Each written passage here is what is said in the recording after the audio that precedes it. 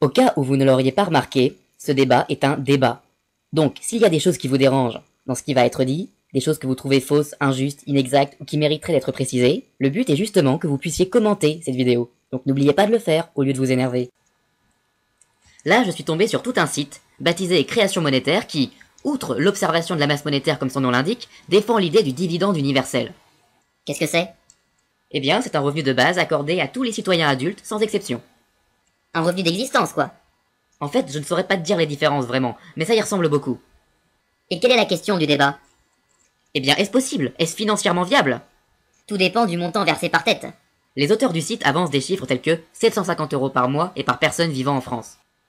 Donc ça ferait 9000 € annuels. Pour 50 millions d'adultes en France, c'est possible de le financer. Mais ça fait 450 milliards d'euros, soit 20 à 25% du revenu national. C'est plus que tout le budget de l'État. Mais les dépenses publiques, c'est plus de 1000 milliards d'euros en France aujourd'hui, si on compte la protection sociale. Si le revenu d'existence remplace une partie des retraites, des allocations familiales, des salaires du secteur public, voire des salaires tout court, ça ne posera aucun problème de financement.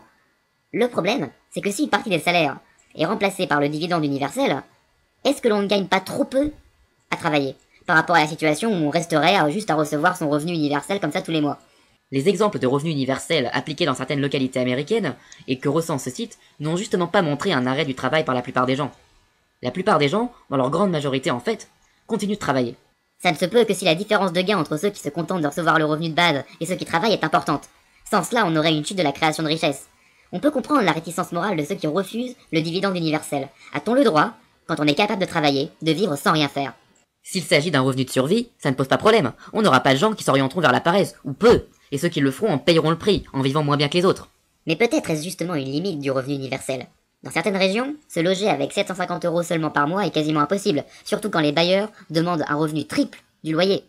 Pour ceux qui n'auront que le revenu de base, il peut toujours y avoir le logement social. À supposer que le gouvernement construit suffisamment de logements et sans gâcher ses fonds. Il y a aussi les logements low cost. Laissons cette digression sur le logement. Le revenu d'existence ne doit pas être vu que comme une protection contre la pauvreté. Alors comment doit-on le voir? C'est aussi un soutien à la mobilité, permettant à celui qui crée une entreprise ou qui change d'emploi de pouvoir le faire sans craindre de se retrouver sans aucun revenu, en cas de faillite ou de chômage. C'est donc un encouragement à l'initiative. C'est donc pour cela que des libéraux comme Milton Friedman ont également soutenu le revenu d'existence? Oui, même si, chez les libéraux, ça s'appelle souvent le crédit d'impôt ou l'impôt négatif. Friedman voulait un taux d'imposition sur le revenu qui serait le même pour tous les contribuables, et on enlèverait à cet impôt un revenu d'existence forfaitaire attribué à tous. Ainsi, quelqu'un qui ne paierait que peu ou pas d'impôts gagnerait de l'argent au lieu d'en verser. S'il prend un emploi, le contribuable se mettra à perdre de l'argent, mais il aura un revenu net supérieur. Intéressant que des libéraux aient soutenu l'idée.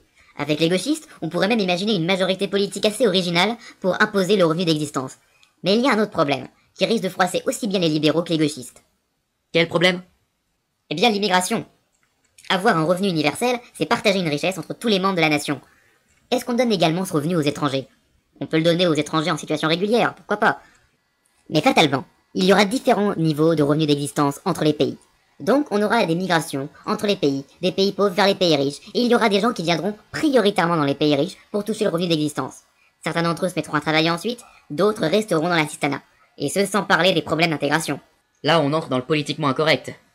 Et si on avait un revenu d'existence mondial, avec des revenus d'existence qui seraient variables dans chaque pays en fonction du niveau des prix, ça pourrait être une solution, non?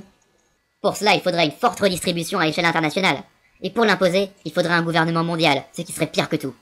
Je préfère encore défendre les frontières de la nation.